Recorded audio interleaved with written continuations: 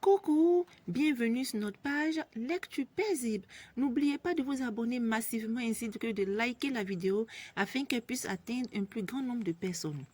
Son analyse financière terminée, l'expert avait au cours d'une réunion annoncé que la taupe de la société n'était autre que le directeur financier.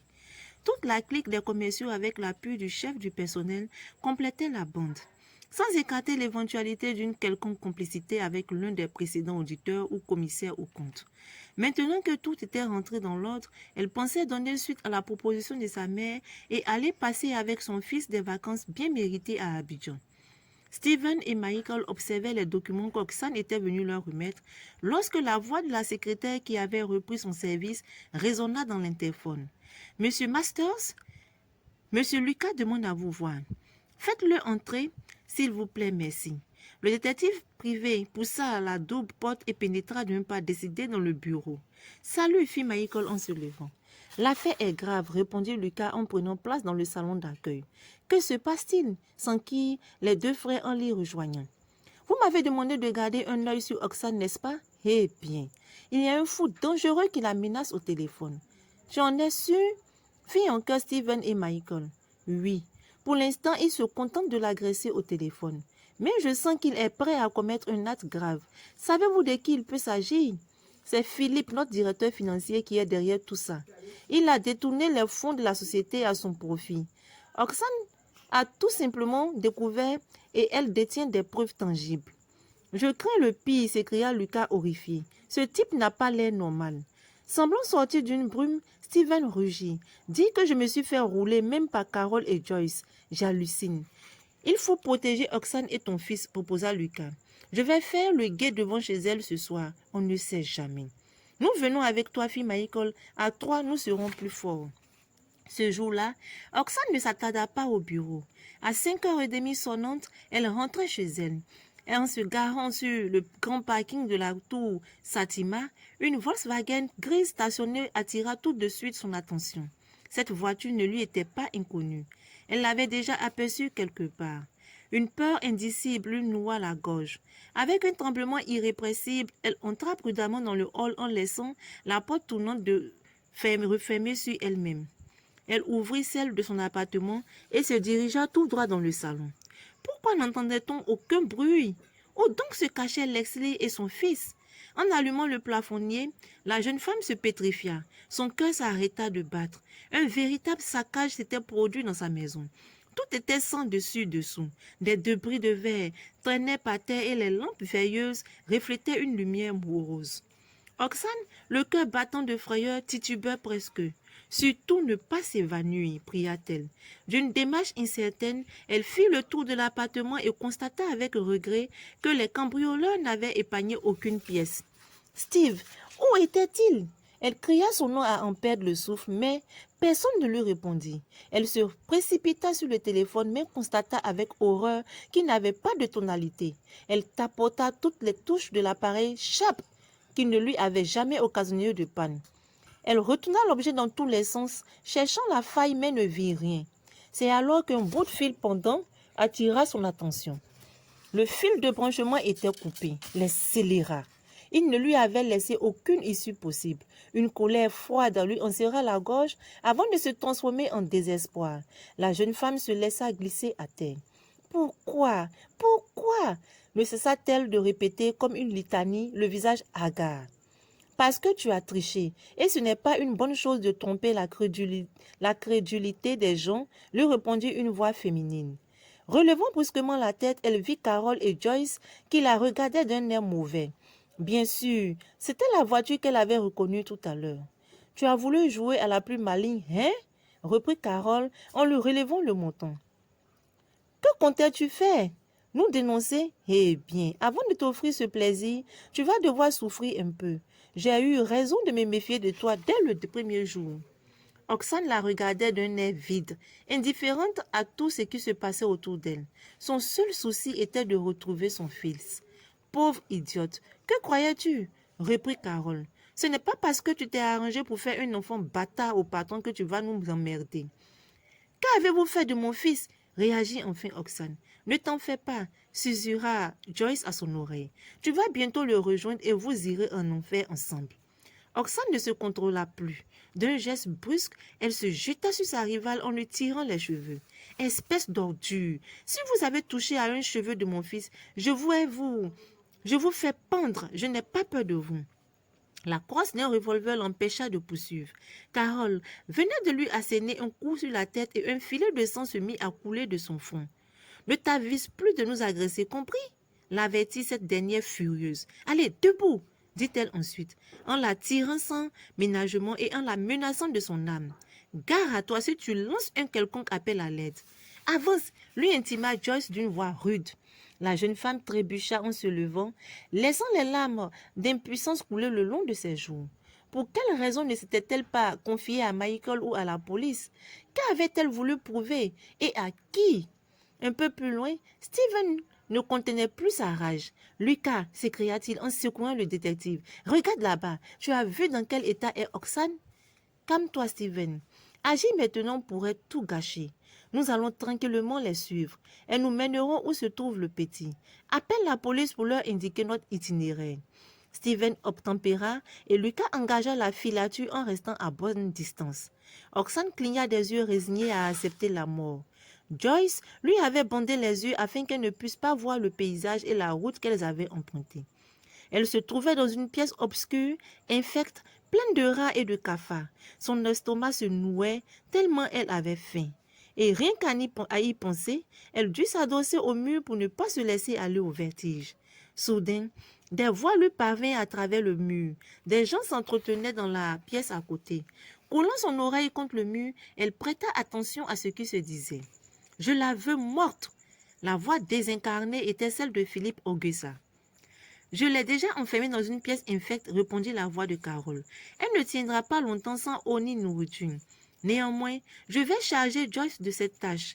Elle se fera un plaisir d'éliminer une rivale redoutable. » Oxane frémit dans la pièce voisine. « Oh mon Dieu !» pria-t-elle avec ferveur. « Épargne mon fils. » Lucas et Steven, ainsi que Michael, cernaient un grand bâtiment en forme de hangar.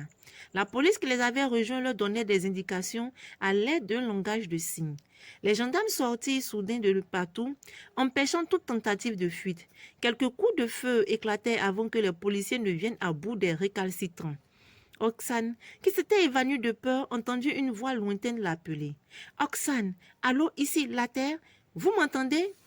Ouvrant difficilement les yeux, la jeune femme étira ses membres engourdis et en relevant la tête, elle vit un visage familier penché au-dessus d'elle. « Vous ?»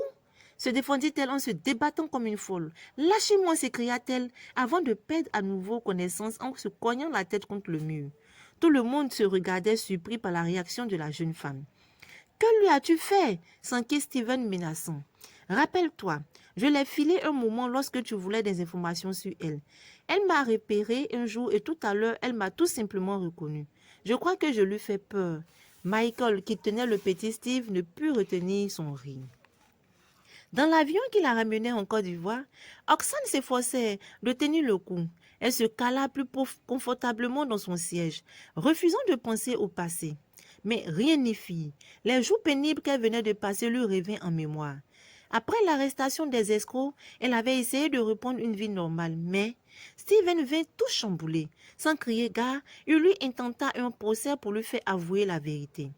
La jeune femme poussa un soupir de lassitude.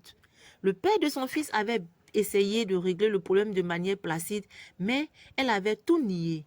Pendant 4 semaines, elle avait dû affronter 2 affaires judiciaires différentes.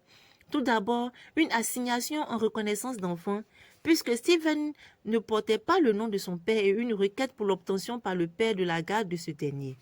Elle revit la salle austère du tribunal qui lui rappela la hargne dont avait fait preuve l'avocat de l'accusation pour gagner le procès. Après plusieurs jours de plaidoyer, le juge avait pu examiner les arguments des 2 parties. Plusieurs pièces à conviction avaient été fournies par l'accusation.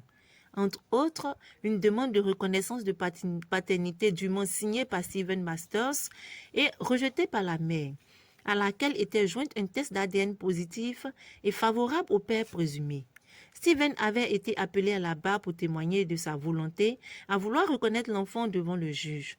Pour permettre à son client d'obtenir la garde de l'enfant mineur, l'avocat de l'accusation avait appuyé son plaidoyer avec un argument de taille. Le petit garçon avait failli se faire tuer à cause de la négligence de sa mère. Il avait achevé d'enfoncer le clou en prouvant que le métier de la jeune femme était un danger permanent pour l'avenir de son fils. De telles agressions pourraient tout aussi bien se reproduire dans un avenir proche et dans ce cas, l'enfant serait toujours la cible idéale pour exercer un chantage sur la mère. Alors qu'avec son père, non seulement le jeune Steve vivrait aux États-Unis dans un vrai foyer et un environnement affectueux, mais en plus, il grandirait auprès de ses grands-parents qui étaient à la retraite et disposaient ainsi de tout leur temps pour s'occuper de lui en permanence. L'avocat de la partie civile s'était battu pour s'imposer, mais l'accusation avait mené des comptes interrogatoires plus astucieux. Prouver son identité qu'elle se refusait à avouer avait été un jeu d'enfant pour Steven qui avait en sa possession plus de preuves qu'elle ne le croyait.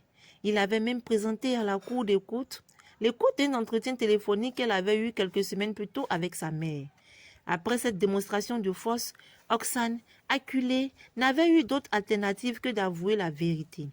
Au terme de ce long et pénible procès, le juge avait tranché en faveur du père.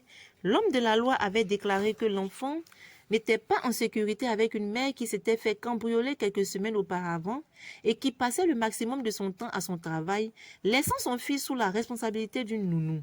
En outre, avait-il complété, aucune loi au monde n'interdit à un père d'être informé de sa paternité. Avoir privé son fils de son père pendant 10 ans était un acte égoïste. Ceci étant, la garde de l'enfant revenait à son père et il était octroyé à la mère un droit de visite toutes les 2 semaines et 2 mois entiers de vacances tous les ans.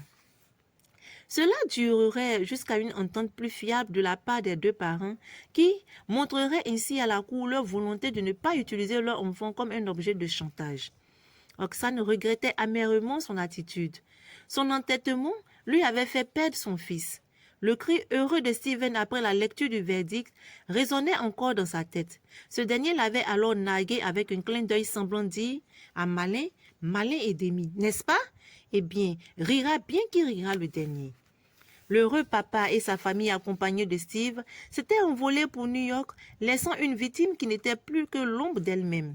Steve, ravi de connaître un nouveau pays, s'imaginait aller passer des vacances en Amérique avec son père. Oksane ne le détrompa pas et le laissa à sa joie toute nouvelle. Son fils parti, la jeune femme décida de rentrer définitivement en Côte d'Ivoire. Elle vendit ses actions à Jean-Marc qui tenta l'impossible pour la retenir, mais sa décision était irrévocable. Quelques jours avant son voyage, elle avait eu des troubles nerveux et un état de lassitude latente. Une brève visite chez son médecin traitant l'avait fixée sur sa présumée maladie. Elle était enceinte. Choquée par cette nouvelle inattendue, elle s'était tout de même souvenue de la nuit torride qu'elle avait passée avec Steven. Cette nuit-là, toute notion de prudence l'avait désertée. La jeune femme réalisait que c'était un cruel retour à la case départ. Elle toucha furtivement son ventre et poussa un soupir de tristesse. Pour la seconde fois, elle tournait une nouvelle page de sa vie. Il fallait se faire une raison. Sa relation avec Steven était indubitablement vouée aux gémonies. 2 heures plus tard, l'hôtesse annonçait l'arrivée à Abidjan. Oksane ne contenait plus sa joie. Comme par miracle, sa tristesse s'était atténuée, laissant place à un bonheur sans mélange. Elle descendit la passerelle avec un sourire ému. Après avoir récupéré ses bagages et passé les formalités de contrôle, elle longea le long hall vers la sortie. Des cris de joie de l'autre côté de la vitre attiraient son attention. Oksane vit toute sa famille qui lui faisait des signes. Elle se précipita au dehors, manquant de faire tomber son sac. Les effusions de liesse éclataient de partout et les questions fusaient de toutes parts. À moitié étourdie, la jeune femme se laissa entraîner. « Comme je suis heureuse !» s'exclama-t-elle. « Vous m'avez tous énormément manqué.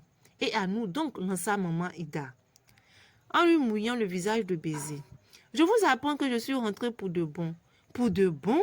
fit-il en chœur. « Eh oui. Mais ne restons pas là, je vous raconterai tout en détail à la maison. »« Mais, attends, fit soudainement Gatien, où est mon neveu adoré ?» Tous les regards se posaient sur elle, attendant manifestement une réponse. Il est aux États-Unis avec son père. Son père reprit-il en chœur. Oksane poussa un soupir de lassitude. Je vais tout vous expliquer, mais de grâce. Laissez-moi arriver vivante à la maison. Ce voyage m'a épuisé et vous êtes en train de m'achever avec vos questions. » L'ombre couvrait le bureau du 10e étage de l'un des gratte-ciels de New York. Son occupant ruminait des pensées noires.